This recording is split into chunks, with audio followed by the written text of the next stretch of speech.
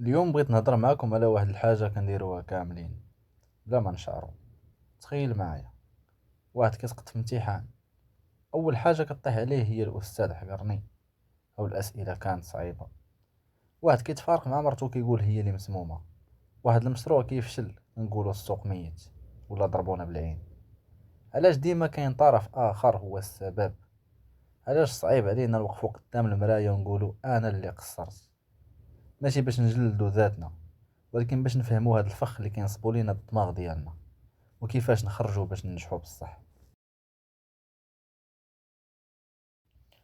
في علم النفس كاين مفهوم سميتو آلية الدفاع النفسي. الدماغ ديالنا مبرمج يحمينا من الآلام والاعتراف بالفشل. كيعطي ألم نفسي خايب كيهز الثقة بالنفس. داكشي علاش الدماغ كيدير عملية الإسقاط. ملي كنقول أنا فشلت حيت أنا ما كنفهمش، هذه ضربة قاضية للهوية ديالي. ولكن ملي كنقول فشلت حيت فلان عرقلني، هنا كيبان الكبرياء ديالي نقي. هادشي سميتو وهم السيطرة. ملي كنلوم الظروف بحال الا كنقولوا لنفسنا راه كون كانت الظروف مقاده راني واعر.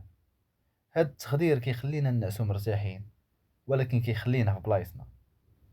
كبرنا في ثقافه اللي فيها المكتوب كيتفهم غلط. هاد الشي كيعطينا رخصه فابور باش ما نتحركوش. ملي كتعلق الفشل ديالك بالناس الاخرين، راك كدير واحد الحاجه خطيره بزاف بلا ما تعيق. راك كتعطيهم الساروج ديال الحياه ديالك. تخيل معايا، الا كان النجاح ديالك مرتبط بفلان يعاونك، ولا بالدوله تقاد ليك الطريق، ولا بالزهر يبتسم ليك، فهاد الحالة انت مجرد ريشة في المناخ. الناس اللي كينجحوا هما اللي كينقلوا مركز التحكم من برا للداخل. الضحية كيسول علاش هادشي طرالي انا، المسؤول كيسول شنو نقدر ندير دابا باش نصلح الوضع. اللوم مريح ما كيطلب مجهود، الاعتراف بالخطأ كيطلب خدمة وتغيير عادات. وحنا كبشر كنعشقوا الراحة. دابا واش هادشي كيعني اننا حنا المسؤولين على كل شيء؟ اكيد لا. كاين ظروف قاهرة، كاين ظلم، كاين مرض، ولكن الفرق فين كاين؟ الفرق في الاستجابة. قاعدة العشرة على 90. 10% من داك الشي اللي كيطرى لينا خارج على السيطرة، و90% هي الرد الفعل ديالنا. جلس مع راسك وكون صريح، واش بصح الظروف هي اللي حبساتك، ولا العجز ديالك لبستيه لباس الظروف؟